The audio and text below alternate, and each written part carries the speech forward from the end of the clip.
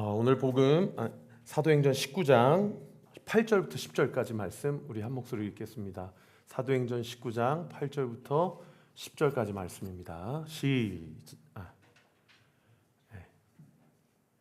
우리 같이 읽습니다. 시작. 바울이 회당에 들어가 석 달 동안 담대히 하나님 나라에 관하여 강론하며 권면하되 어떤 사람들은 마음에 굳어지 않고 무리 앞에서 이 돌을 비방하거늘 바울이 그들을 떠나 제자들을 따로 세우고 두란노 서원에서 날마다 강론하니라. 2해 동안 이같이 하니 이 아시아에 사는 자는 유대인이나 헬라인이나 다 주의 말씀을 듣더라. 아멘. 오늘 본문은 에베소라는 도시에서 사도 바울이 두란노 서원을 세우고 하나님의 말씀을 전했던 그 상황을 기록하고 있는 그런 본문입니다. 여러분, 에베소 하면은 사실은 3차 전도여행에서 사도 바울이 처음 당도했던 도시는 아니에요. 잘 아시는 대로 2차 전도여행 때 고린도에서 이제 자기를 파송해 주었던 수리아 안디옥으로 다시 이제 돌아가고자 사도 바울이 마음을 먹었죠. 그런데 고린도에서 수리아 안디옥까지 또는 선교 보고를 하려고 작정했던 예루살렘 교회까지 직항 배가 없는 거예요. 그래서 고린도에서 배를 타고 일단 터키의 에베소라는 도시, 에게를 가로질러서 에베소라는 도시에 당도해서 거기에서 이제 가이사랴로 가는 배를 타고 예루살렘 교회와 수리아 안디옥 교회에서 선교 보고를 했던 사도 바울의 2차 전도행의 루트를 우리가 쭉 함께 살펴보았습니다. 자, 그러고 나서 그 에베소에서 사실은 그 가이사랴로 가기 직전에 그 환승하는 시간이 좀 필요했기 때문에 며칠을 머물렀는지는 모르겠어요. 오늘날처럼 뭐 한 2-3시간만 기다리면 거기서 바로 또 다른 배를 탈 수 있었는 그런 상황은 아니었을 겁니다. 아마도 적어도 일주일에서 어쩌면 한 달 이상 그 에베소에서 머물면서 예루살렘으로 가는 배편을 알아보는 상황 가운데 사도 바울은 우리가 쭉 살펴본 대로 사도행전 18장에서 그게 한 주가 되었던 한 달이 되었던 그 에베소에서 잠깐 머무는 시간에도 어디를 가서 복음을 전했습니까? 에베소에 있는 회당에 가서 이제 복음을 전하게 되죠. 그때 하나님의 말씀, 예수님의 말씀을 전하면서 회당의 유대인들 중심으로, 물론 이방인들도 있었겠지만 유대인들 중심으로 그들은 다 구약에 능통한 사람들이고 구약에 대한 이해가 있는 사람들이잖아요. 그러면서 복음을 전하는데 우리가 그렇게 기다리던 메시아가 십자가에 달려 죽으신 예수 그리스도다라는 이야기를 유대인들에게, 이방인들에게 처음 얘기해 준 거예요. 이제 그것에 대해서 유대인들의 반응이 일어나게 되고 일부가 조금 더 머물러서 우리에게 복음을 들려달라고 당부를 하지만 사도행전 18장 21절, 여러분 한번 성경책 있으면 한번 찾아보실까요? 핸드폰 어플로라도 한번 찾아보시면 좋겠습니다. 사도행전 18장 21절에 오래 더 머물기를 간청했지만 사도 바울이 작별하여 이르되 뭐라고 이야기합니까? 만일 하나님의 뜻이면 너희에게 돌아오리라 하고 배를 타고 에베소를 떠났다. 그러니까 내가 더 머물 수 없고 일단 2차 전도여행을 이제 마무리를 지어야 된다. 그리고 예루살렘 교회와 수리아 안디옥 교회 가서 복음 선교 보고를 한 다음에 3차 전도여행을 시작할 텐데 그때 하나님의 뜻이라면 내가 에베소에 다시 돌아오겠다라고 이야기를 하고 이제 작별을 하게 되죠. 그 작별하는 순간에 에베소에 누구를 남겨두고 그가 예루살렘으로 돌아갑니까? 잘 아시는 대로 브리스길라와 아굴라 부부를 남겨두고 이제 에베소에 남겨두고 예루살렘과 수리아 안디옥 교회로 돌아가게 되는 것이죠. 자, 그리고 예루살렘 교회와 수리아 안디옥 교회에서 2차 전도 여행 중에 어떠한 열매가 있었는지를 보고를 잘 마쳤어요. 그죠? 그러고 나서 수리아 안디옥에서 바로 3차 전도 여행을 시작합니다. 제가 오늘은 지도를 준비를 못했지만은 3차 전도 여행 때 그 루트가 어떻게 되냐면 수리아 안디옥에서 출발해서 자신의 고향인 다소로 가서 다소에서 더베, 더베에서 루스트라, 루스트라에서 이고니온, 이고니온에서 비시디아 안디옥, 그리고 비시디아 안디옥에서 이제 에베소로 가게 되죠. 이 에베소로 가기 직전에 제가 열거했던 더베, 비시디아 안디옥, 루스트라, 이고니온 이런 도시들 다 사도 바울이 언제 복음을 전했던 도시입니까? 1차와 2차 전도여행 때 다 터키 지방의 중부 지방에 있는 도시들이거든요. 그 중부 지방에 있는 도시들에 돌아다니면서 복음을 전하면서 교회를 세웠던 도시였는데 3차 전도 여행 때도 그 도시를 다시 방문하여서 에베소로 가는 그 길목에서 각 도시에 방문을 해서 이제 복음을 또 전하고, 또 이미 전한 복음을 받아들이고 예수님을 영접한 자들의 믿음을 다시 한번 확고히 하게 하는 그런 루트를 3차 전도 여행 때도 거치게 되는 거죠. 그러고 나서 에베소로 가게 돼요. 여러분, 에베소로 사도 바울이 3차 전도 여행에 갔다라는 얘기는 무슨 얘기입니까? 3차 전도 여행에 에베소에 당도한 사도 바울의 루트가 자신의 원함과 자신의 개인적 생각이었다, 아니면 우리가 아까 읽었던 대로 하나님의 계획하심과 인도하심이었다.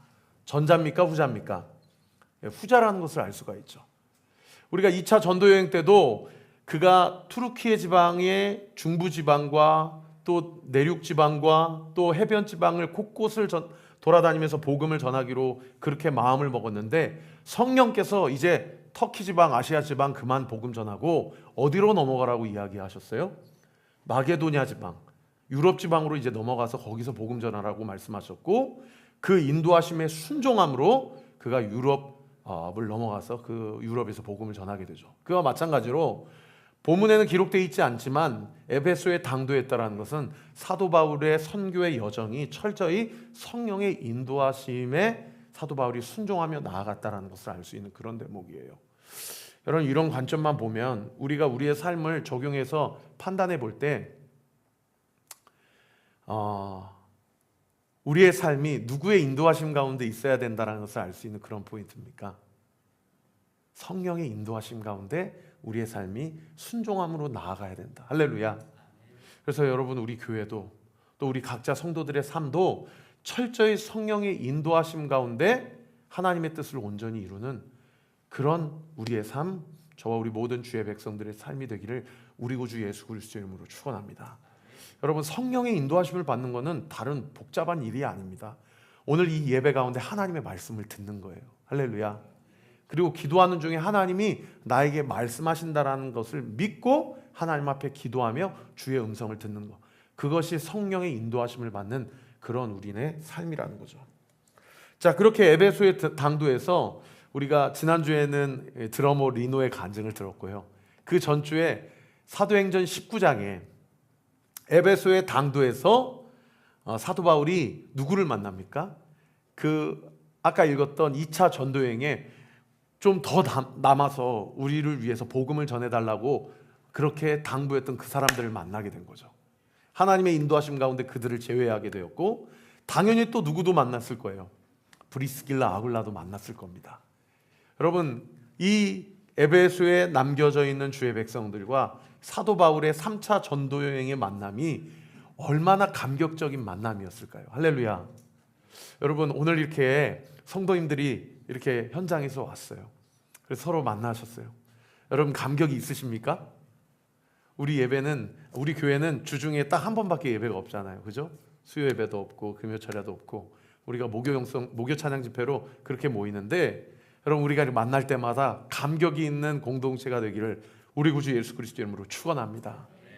오늘 영상으로 예배드리는 성도님들, 아마 이 현장 가운데 함께 예배드리고 싶으실 텐데 여러 가지 상황 때문에 예배드리지 못하시는 분도 있을 거예요.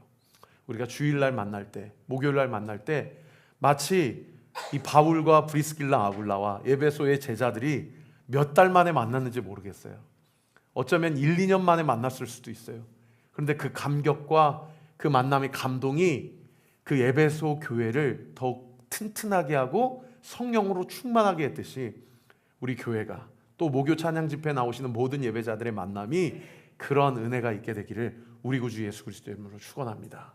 그래서 만나면요, 나 지난 한 주간 이런 은혜가 있었어, 이런 응답이 있었어, 또 이런 어려움이 있지만 그래도 하나님이 우리 교회를 통하여 또 성도들의 중보 기도를 통하여 이 어려움 가운데도 하나님이 이렇게 응답하실 것을 믿어 라고 하는 그런 믿음의 고백과 간증 가운데요, 여러분, 하나님이 그 고백을 들으시고, 할렐루야, 하나님께서 우리의 기도를 들으시고, 할렐루야, 우리 가운데 역사하시고 기도 응답을 보여주실 것을 믿으시기를 우리 구주 예수 그리스도의 이름으로 축원합니다.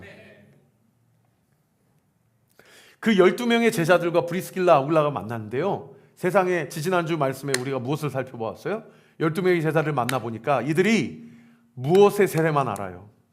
요한의 세례만 알아요. 그리고 무슨 세례를 몰라요? 성령 세례를 모르죠. 우리는 성령이 계신다라는 것조차도 들어본 적이 없다. 그래가지고 사도 바울이 그들에게 세례 요한 이후에 성령 세례에 대해서 자세히 설명해 주죠. 세례 요한이 뭐라고 이야기했습니까? 내 뒤에 오시는 분은 메시아시다. 나는 그분의 신발끈을 매듭짓거나 풀기에도 합당치 못한 사람이다. 결국 내가 이렇게 사역하는 모든 이유와 존재의 목적은 내 뒤에 오시는 그분의 길을 예비하기 위해서 나는 사역하는 것이다 라고 이야기했어요. 그러니까 사실은 요한의 세례만 알고 성령 세례를 모르는 것은 영적으로 보면요, 그림자만 알고 본체를 모르는 것과 같아요. 사도 바울이 이것을 가르쳐주고 예수의 이름으로 세례를 베풉니다. 그 즉시 어떠한 은혜가 일어납니까? 어떤 능력이 나타나요? 성령이 그들에게 임해요. 할렐루야. 그리고 방언이 터지고 예언이 터지는 역사가 일어나게 되는 거죠. 그래서 브리스길라 아굴라를 통하여 또 이 12제자들을 통하여 그들 가운데 성령 세례가 부어지고 에베소 교회가 성령 충만함으로 교회의 사역이 온전하게 세워지고 또 행해지는 그런 역사가 일어나게 되었다는 겁니다. 여러분, 오늘도 우리 같이 기도합시다. 우리 온리교회 사역과 목요 찬양 집회 이 예배가 성령의 세례에 근거한 예배와 사역이 되기를. 할렐루야. 인간의 어떤 열심이나 어떤 한 목회자의 탁월함이나 또 성도들의 유별남이나 이런 것으로 교회가 세워지거나 사역이 진행되는 것이 아니라 성령의 능력과 성령의 인도하심과 성령의 임재 가운데서 하나님께서 우리를 통해 행하게 하시는 그 일을 통하여 하나님의 영광을 온전히 드러내는 저와 우리 모든 주의 백성들 되시기를 우리 구주 예수 그리스도의 이름으로 축원합니다. 그러고 나서 오늘 8절 말씀, 성경 한번 펴보세요. 19장 8절 말씀 우리 같이 한번 읽겠습니다. 시작. 바울이 회당에 들어가 석 달 동안 담대히 하나님 나라에 관하여 강론하며 권면하되. 그렇게 성령 세례를 베풀고요, 여느 때와 마찬가지로 사도 바울이 어디에 들어갑니까? 회당에 들어가요.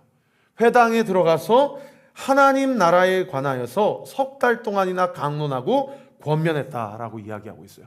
여기 본문이 복음에 대해서, 그리스도에 대해서, 십자가에 대해서 이야기했다라는 표현보다 하나님의 나라에 대해서 강론하고 권면했다라고 이야기하는 것이, 강조하고 있는 것이 무엇이냐?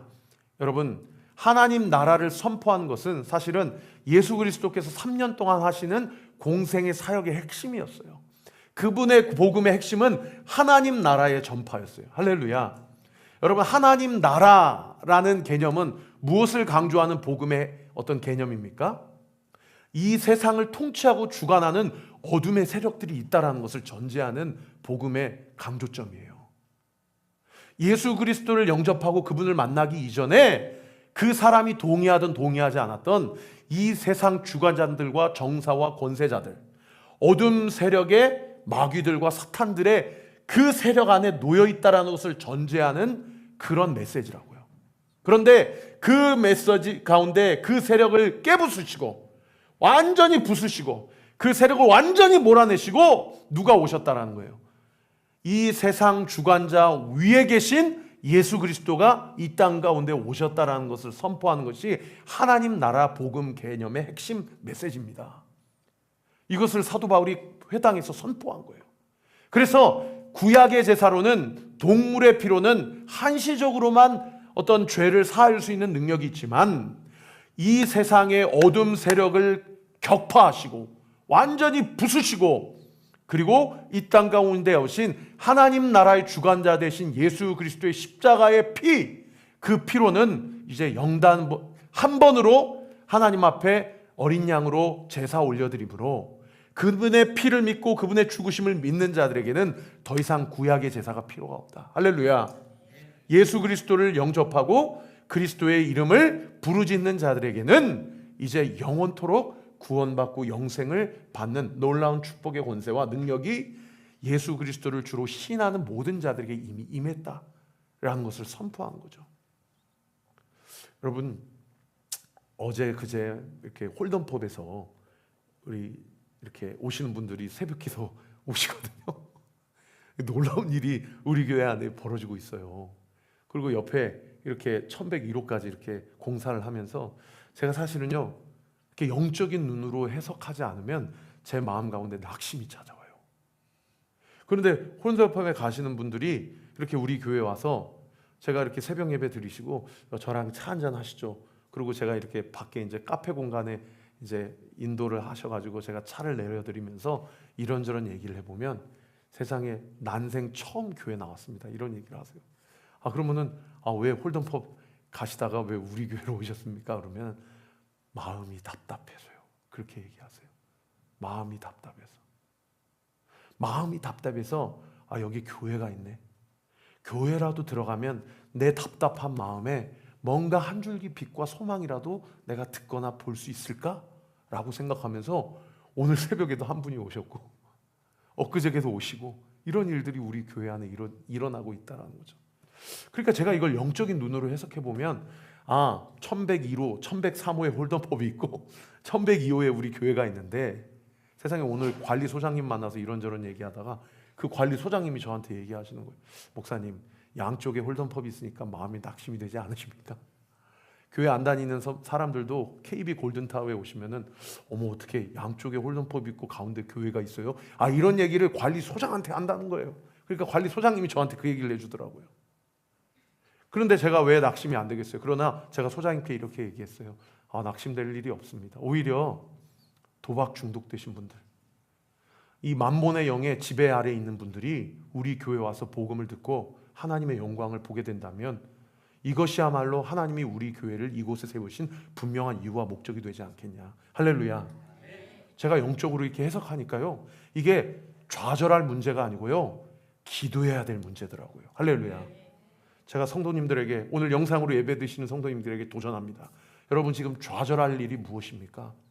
제가 분명히 선포합니다. 그 일은 좌절할 일이 아니라 기도해야 될 일입니다. 할렐루야. 그거는 기도하게 하시는 일이에요. 그래서 오늘 제가 사실은 그런 생각도 우리 기도해야 되겠다라고만 생각했는데 우리 정한수 집사님이 먼저 전화를 주셨어요. 그래서 목사님, 어쨌든 우리 배 집사님이 등대원인데 우리 등대 모임 안에서 그래도 릴레이 금식 기도를 해야 되나라고 생각하다가 이게 그렇게 할 문제가 아니다. 그래서 목사님 괜찮으시면 좀 전 성도가 같이 하시면 어떠냐. 그래서 집사님 그거 좋은 생각이라고 그래서 제가 금식 기도를 선포한 거예요. 여러분, 좌절할 일이 아니라 기도해야 될 일임을 여러분 영적으로 분별해내는 은혜가 있게 되기를 우리 구주 예수 그리스도 이름으로 축원합니다. 그러면요, 우리 마음 가운데 어떤 일이 일어납니까? 여러분, 소망이 생겨요. 할렐루야. 오늘 이 밤에 같이 기도할 때요, 좌절할 일이 무엇인지를 분별해내세요. 그리고 그것을 가지고 좌절할 문제가 아니라 하나님의 능력을 보게 될 님은 여러분, 우리가 같이 믿음으로 선포하십시다. 그것이 우리가 그리스도인인 이유와 목적 아니겠습니까? 하나님이 살아계심을 경험하고 체험할 놀라운 역전의 기회입니다. 믿으시면 아멘. 그렇게 믿음 가지고 나아갈 때에 기도하는 자들에게 하나님이 좌절할 상황과 일들을 어떻게 뒤집어 주시는지를 분명하게 목도하는 놀라운 은혜의 역사, 우리 사랑하는 온리교회 모든 성도들의 삶과 가정 가운데 온전히 부어지고 나타나기를 이 시간 우리 구주 예수 그리스도의 이름으로 선포합니다. 그렇게 하나님의 나라를 선포했어요. 석 달 동안 선포했어요. 그러니까 얼마나 많은 사람들이 이 하나님 나라 복음에 반응했겠어요. 이게 보이는 게 다가 아니구나. 어둠의 세력들이 있구나. 말씀 듣지 못하게 하고 기도하지 못하게 하고 좌절할 일 앞에 그야말로 좌절하도록 그렇게 이끌어가는 어떤 영적인 세력이 있구나 라는 것으로 이게 영적으로 자각 능력이 움직인 거예요. 그러니까 어떻게 돼요? 복음 앞에 반응을 하게 되죠. 그런데 안타깝게도 그런 사람이 있는가 하면 여러분 9절에 보세요. 우리 9절 말씀 같이 한번 읽겠습니다. 시작. 어떤 사람들은 마음이 굳어 순종하지 않고 무리 앞에서 이 도를 비방하거늘. 여기까지. 어떤 사람들은 이라는 얘기는 석 달 동안 회당에서 담대히 하나님의 말씀을 강론하고 바울이 권면했을 때 일부는 하나님의 나라 복음 선포에 영적인 반응이 있었다 없었다? 있었다는 거예요. 그러나 또 일부는 어떤 현상과 상황과 반응으로 그렇게 점철되었는가? 세 가지 반응을 오늘 본문이 기록하고 있는데 첫 번째가 따라합시다. 마음이 굳어 마음이 굳어. 여러분, 영적 분별력을 상실하면 하나님 나라 복음을 들어도 마음이 굳어가지고 그 복음이 내 마음 가운데 뿌려지고 심겨지지가 않는다는 거예요. 여러분, 이 마음이 굳었다를 헬라어 원어를 제가 찾아보니까요, 세상에 그 동사가 어떤 상태냐면은 죽은 시체처럼 딱딱하게 굳은 상태를 마음이 굳었다, 그렇게 번역하고 있더라고요. 여러분, 생각해 보니까 저도 지난번에 간증했지만 제가 한 2달 전에 그 안치실에 들어가서 처음으로 그 입관 예배를 드렸잖아요. 이 사람의 시신을 눈앞에서 보니까 갑자기 생각이 멎지더라고요. 그리고 죽음이라는 것에 대한 깊이 있는 묵상이 되더라고요, 자동적으로.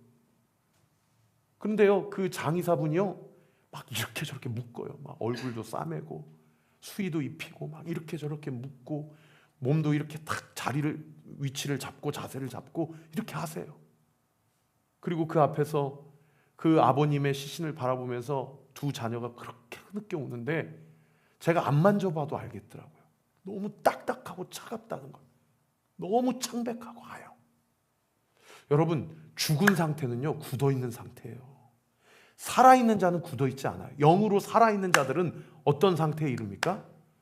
여러분, 부드러운 상태예요. 어떤 말씀이 선포되어지는 간에 그 말씀을 사람의 말로 받지 않고 데살로니가 교회 성도들처럼, 베레아 교회 성도들처럼 하나님의 말씀으로 받는 마음의 상태가 영이 살아있다라는 증거가 된다는 거예요. 할렐루야. 제가 오늘도 배 집사님에게 전화로 기도해드리면서, 집사님 오늘도 영상으로 병상에서 예배 드리시죠?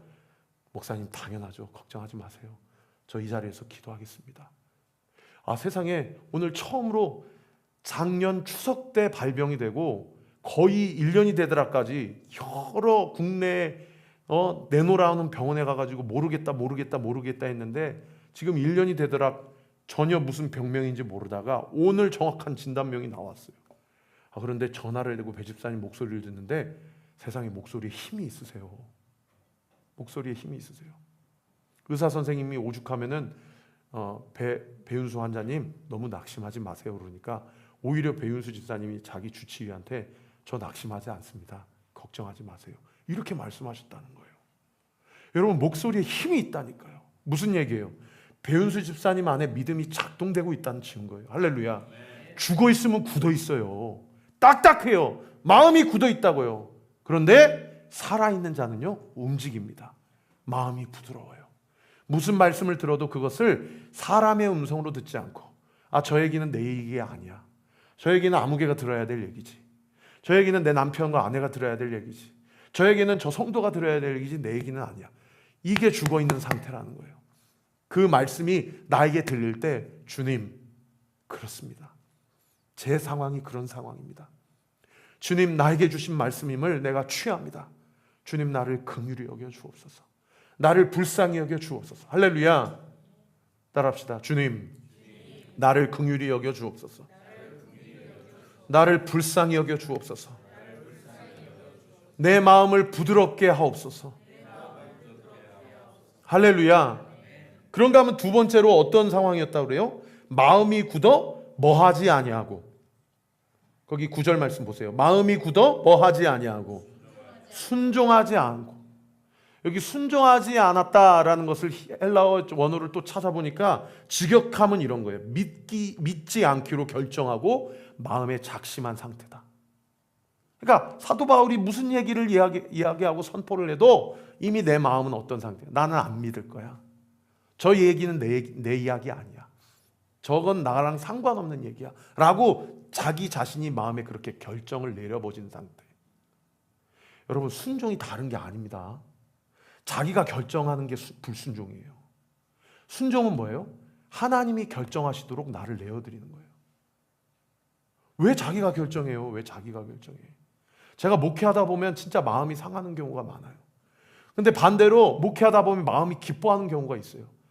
한 분 한 분 성도님이 자기가 결정하지 않고, 제 목자는 최영천 목사님이시니, 목사님 이런 상황 가운데 목사님이 저 위에 기도하시잖아요. 목사님, 제가 어떻게 하면 좋을까요? 이렇게 와서 물어보시는 성도님들. 야, 인간인 제가 그런 성도님을 만나도 제 마음이 그렇게 기뻐요. 근데 여러분, 우리가 하나님, 제 상황이 이런 상황인 거 주님이 아시잖아요. 제가 어떻게 하면 좋을까요? 물어보신다면 여러분 한번 상상해 보셨어요? 하나님의 마음이 얼마나 기뻐하실까? 얼마나 기뻐하실까? 그래서 그리스도인이 되어가는 과정은요, 나의 인생의 모든 결정권을 하나님 앞에 내어드리는 연습이에요. 할렐루야. 나는 이렇게 말을 멋있게 잘하는지 모르겠어. 우리 성도님들은 웃으라고 말합니다. 여러분, 그리스도인의 정의는 뭐냐면 내 인생의 크고 작은 모든 결정권을 하나님께 내어드리는 것을 연습하는 과정이라는 거예요. 할렐루야. 여러분, 작은 결정부터 큰 결정까지 주님 앞에 묻는 연습을 하세요. 그냥 기도한다고 기도 시간 정해놓고 이것 주세요, 저것 주세요, 이거 해결해 주세요, 저거 해 주세요, 이런 기도 정말 그만하시고, 그건 초신자들이나 하는, 어린아이들이나 하는 기도고요. 정말 신앙의 연수가 차였다면 물어보는 연습을 하는 기도를 하세요. 할렐루야.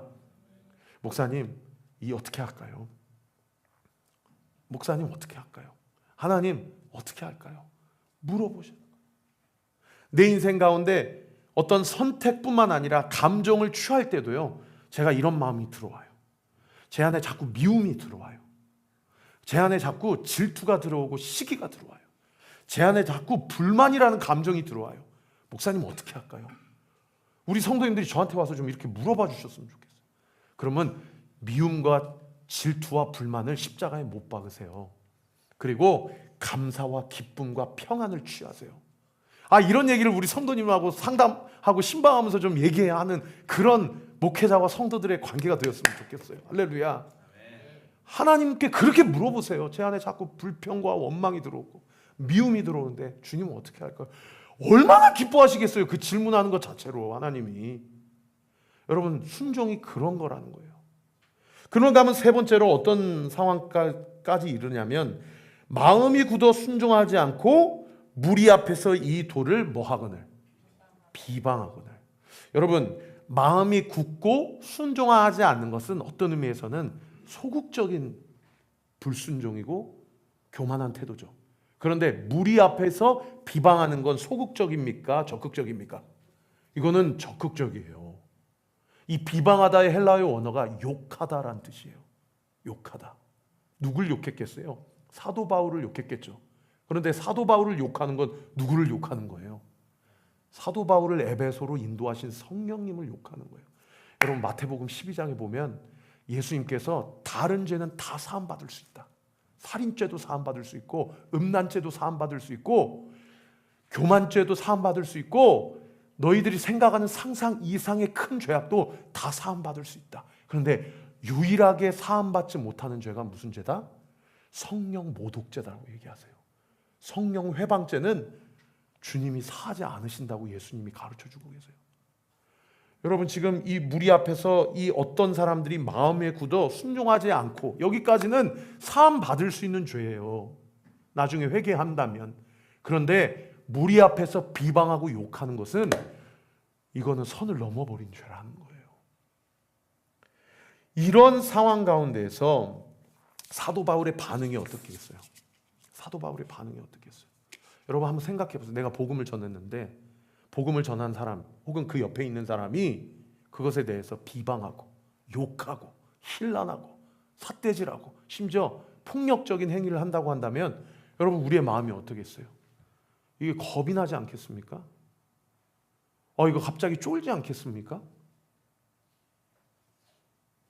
제가 지난 주일도 우리 성도님들, 우리 정지영 집사님하고 곽성희 집사님하고 저는 같이 팀이 돼가지고 아파트에 이렇게 저기 했는데, 제 안에 어떤 마음을 발견했냐면, 내가 전도용품을 이 집에 이렇게 놓을 때 문을 활짝 열고 든다면 어떻게 하지? 그러면 원하지도 않는데 왜 이런 걸 제 집 앞에 내놓으세요? 라고 하면 어떻게 하지? 이런 마음이 제 안에 여기에 이렇게 있는 걸 제가 발견했어요.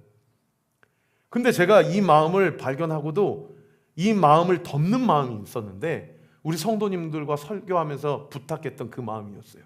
주님, 이 집을 예수의 보혈로 덮습니다. 문고리를 잡으면서 이 문고리를 잡는 이 가정의 구성원들이 예수 보혈로, 예수님의 부활의 능력으로 하나님 나라의 백성이 되는 놀라운 은혜가 있게 하여 주옵소서. 할렐루야. 그리고 제가 월요일날 우리 곽 집사님하고 정 집사님하고 찍은 사진을 제 인스타에 올렸어요. 그랬더니 여러분 한번 제 인스타에 들어가서 확인해 보세요. 세상에 그 피드에 댓글에 어떤 분이 댓글을 달았는데, 저희 집에 이 전도용품을 보내주셔서 감사합니다. 세상에 그렇게 또 댓글이 단 거예요. 이 지역에 사는 분들이 온리교회를 주목하고 있구나. 적어도 복음에 대해서 관심이 있고 하나님 나라의 백성에 대해서 관심 있는 분이라면 검색하고 찾아보고 어떤 공동체가 있고 어떤 목회자가 있고 어떤 사역을 하고 있고 어떤 설교를 하고 있는지 우리는 모르지만 유튜브를 통해서, 온라인을 통해서 서칭하고 있고 보고 있구나 라는 것이 깨달아지더라고요. 그러고 보니까요, 지난번에 포레스트 2단지에도 그렇게 가가호 전도용품을 놓을 때도 그렇고 한 사람도 저한테 찾아오거나 전화해서 왜 우리 집에 이런 걸 두었습니까? 라고 컴플레인 하신 분들이 없어요. 오히려 우리 교회 전도용품이 너무 좋아가지고 주셔서 감사합니다. 그리고 우리 이혜선 집사님이 우리 교회 나오셨잖아요. 할렐루야. 여러분, 우리가 담대하게 그렇게 복음을 전할 때에 하나님께서 우리의 행위와 우리의 사역을 통하여서 우리 교회에 보내주시기로 작정된 자들, 특별히 우리 교회가 아니더라도 복음을 받아들이고 구원받기로 작정된 모든 자들에게 하나님께서 구원의 은혜 베풀어 주실 줄 믿으시기를 우리 구주 예수 그리스도의 이름으로 축원합니다. 그렇게 힐난하고 욕하고 그렇게 대적하는 자들 앞에서 사도 바울이요, 19절 하반절 보세요. 무리 앞에 이 돌을 비방하거늘 바울이 그들을 어떻게 했다고 기록되어 있어요?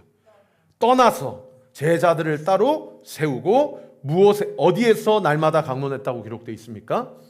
두란노 서원에서 날마다 강론하니라 라고 기록되어 있어요. 여러분, 여기 바울이 그들을 떠났다라는 이 떠나다라는 동사가 여러분 직역하면 절교하다, 끊다라는 동사예요.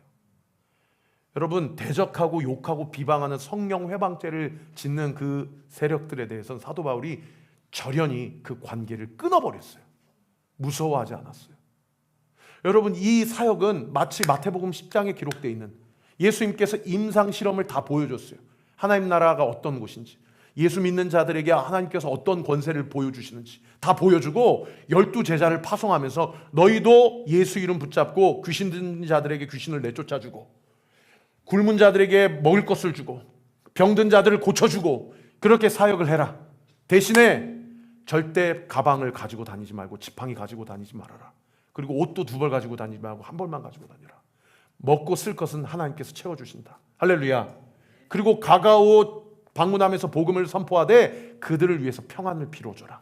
그들이 평안을 받을만 하면 그 평안이 그 가정 가운데 임할 것이고 받을만 하지 못하면 그 평안이 너희에게 돌아올 것이다. 할렐루야.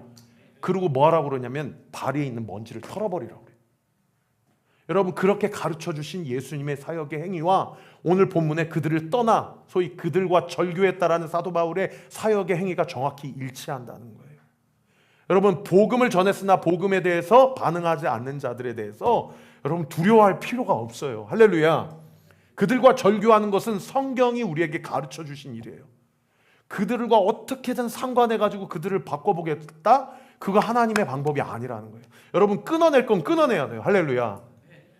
우리 교회 양쪽으로 홀덤펍이 있잖아요. 제 안에 교회에 나오시고 이렇게 마음이 답답해서 우리 교회 나오셔서 예배드리신다는 분들에 대한 제 마음에 긍휼함이 있어요. 긍휼함이. 그래도 오늘 말씀을 묵상하면서 제 안에 어떤 마음을 하나님께서 가르쳐 주셨냐면 끊어낼 건 끊어내라 라는 동일한 마음을 하나님이 저에게 주셨어요. 여러분, 우리 교회가 마찬가지예요. 여러분, 우리 교회가 세상 한복판에 있습니다. 그러나 그들을 긍휼히 여기고 그들을 가슴으로 품고 그들을 향한 복음이 흘러가도록 우리가 기도해야 되지만, 그러나 우리 분명히 구별돼야 돼요. 그들과 함께 어울려져서는 아니 됩니다. 여러분, 벌써 제가 우리 목회지원 팀 분들에게 기도 부탁했지만 홀덤펍 사장님이 저에게 만나자고 그래가지고 여러 가지 제안을 하셨어요. 근데 제가 그거 분명하게 끊었습니다. 뭐 이렇게 우리가 이렇게 해서 우리가 재정적으로 좀 도움을 드릴 테니, 또 우리가 경찰에 신고를 받아서 조사를 받거나 이러한 어떤 의심을 받을 때에 좀 교회가 이 좋은 사역에 함께 갖고 있다고 그래서 그 의심을 풀어줄 수 있도록 소위 우리랑 한번 MOU를 맺어보자, 그런 제안을 하시더라고요, 그저께. 제가 그건 안 된다고 그랬습니다. 여러분, 홀덤법에 도박 중독 가신 분들이 우리 교회 오는 거 우리는 얼마든지 환영이에요. 동의하시죠?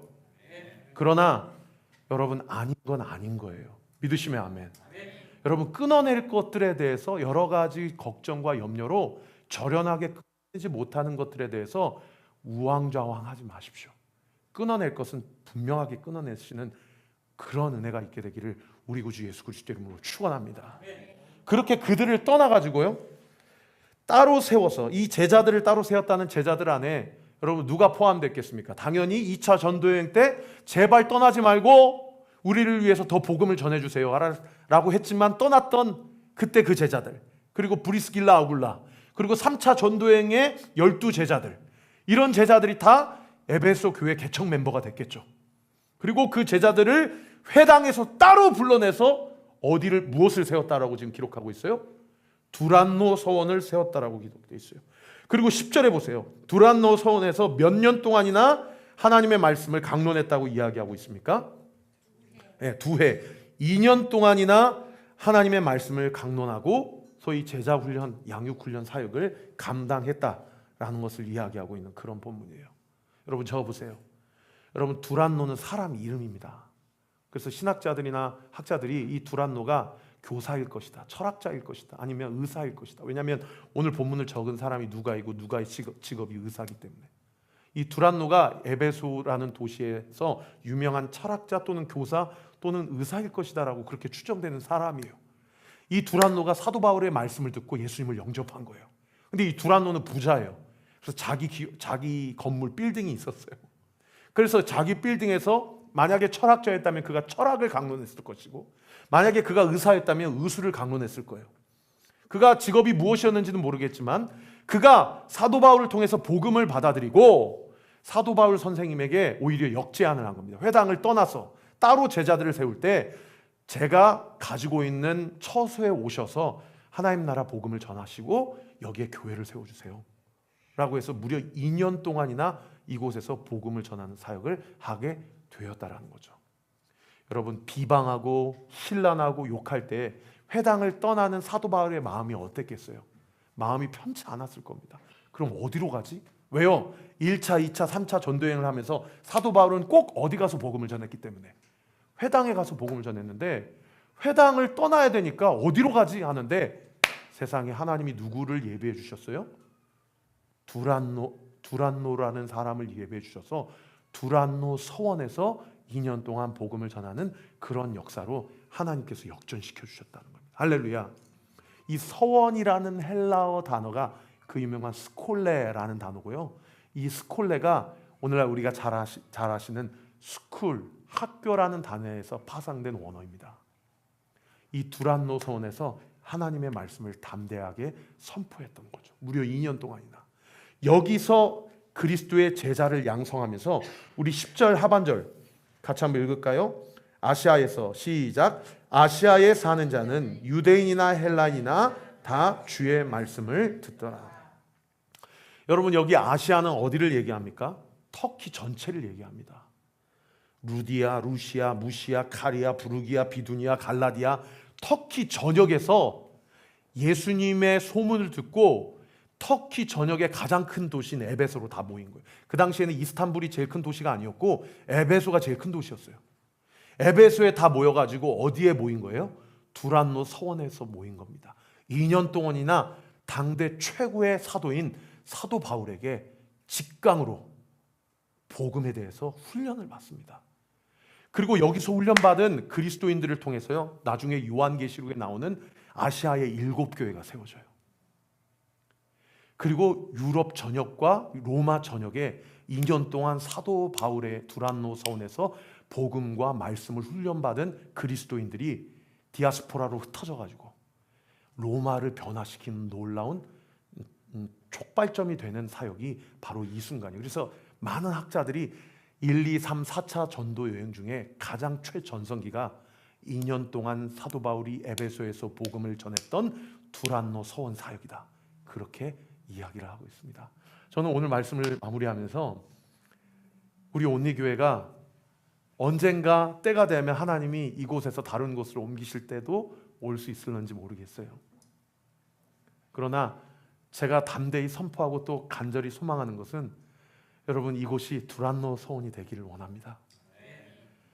하나님의 선명한 복음과 말씀, 세상에 세속되지 않은 하나님의 살아있는 그 복음, 그 십자가의 능력과 부활의 능력, 이 강단에서 선포되어지고 듣는 모든 자들이 마음이 굳어있는 상태가 아니라 부드러워 있는 그 상태로 하나님이 말씀해 주시고 선포되어지는 그 말씀을 그대로 우리가 반응하고 그대로 소화시켜서, 말씀이 그냥 텍스트나 문자로 끝나는 것이 아니라 우리 배은수 집사님을 고치고, 할렐루야, 이 홀덤법 사이에 끼어있는 이 교회 가운데 하나님이 이런 놀라운 역사를 일어나게 하셔서 도박 중독, 알코올 중독, 여러 가지 갖가지 중독으로 사망을 향해 나아가는 그 영혼들을 하나님의 능력과 십자가의 능력으로 구원하게 하고, 할렐루야, 무너져 있는 가정을 회복하게 하고, 할렐루야, 복음을 떠나는 우리 자녀 세대들, 다음 세대들을 말씀과 기도와 성령으로 온전히 훈련시키는 이 놀라운 하나님의 역사,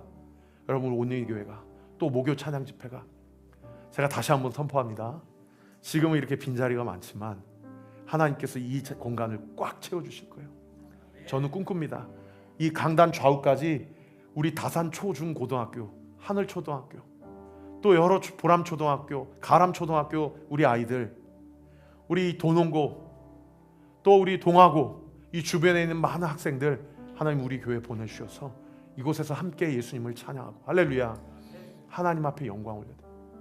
아까도 팝콘 전도하고 올라오는 길에 정지영 집사님하고 엘리베이터에 대기하고 있는데 우리 다산중학교 어린 여자 학생 1학년 학생을 엘리베이터 앞에서 만났어요. 너 몇 살이니? 저 중학교 1학년입니다. 목사님이 여기 11층에 교회 목사님인데 너 교회 한번 나와라.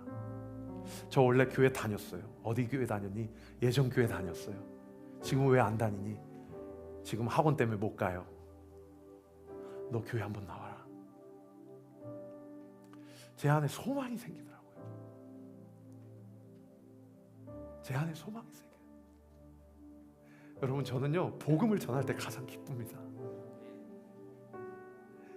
여러분의 인생에 예수 그리스도의 십자가에 피 묻은 복음을 전할 때 여러분의 인생에 가장 기쁜 순간이 되기를 우리 구주 예수 그리스도의 이름으로 축원합니다. 우리 같이 한번 기도합시다.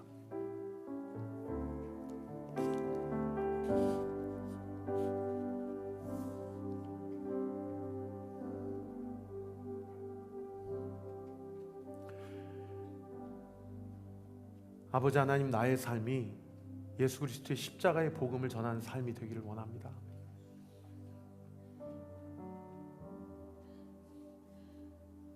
그러기 위해서는 복음을 전하는 자의 인생 자체가 복음 가운데 분명하게 복음 안에 거하고 복음의 능력을 경험하는 그런 인생이라야 할 것입니다. 저와 우리 모든 성도들, 지금 온라인으로 병상에서 예배드리는 우리 배집사님을 포함하여 지금 이 시간 함께 주 앞에 서 있는 모든 성도들, 하나님 나라의 복음의 능력, 모든 어둠의 권세, 사망의 권세를 다 물리치시고 하나님 나라를 선포하시고 하나님의 주권과 섭리와 능력을 이 땅 가운데 분명하게 선포하신 그 예수 그리스도의 십자가의 능력, 그 십자가의 능력이 오늘 이 밤에 주의 이름을 부르는 모든 성도들의 삶 가운데 온전히 드러나고 나타나는 역사 있게 하여 주옵소서. 여러분, 문제가 문제되어지는 그 현상, 좌절되어지는 그 상황, 여러분, 그 상황은 좌절하라고 우리에게 주신 상황이 아니라 기도하라고 우리에게 주신 상황임을 믿습니다. 할렐루야. 여러분, 어찌 배집사님만을 위해서 우리가 금식 기도해요? 여러분, 우리의 자신을 보세요. 나 자신을 보세요. 여러분, 가정을 보세요. 이 교회를 보세요. 여러분, 이 시대를 보세요. 여러분, 기도해야 될 것이 얼마나 많은지 몰라요. 여러분, 그리고 우리가 주 앞에서 금식하고 함께 기도할 때에요, 여러분, 질병이 고침받고, 할렐루야, 여러분 막혀있는 상황이 뚫려지고 할렐루야, 꼬여있는 상황이 풀어지는 은혜의 역사 반드시 일어나게 될 줄 믿습니다.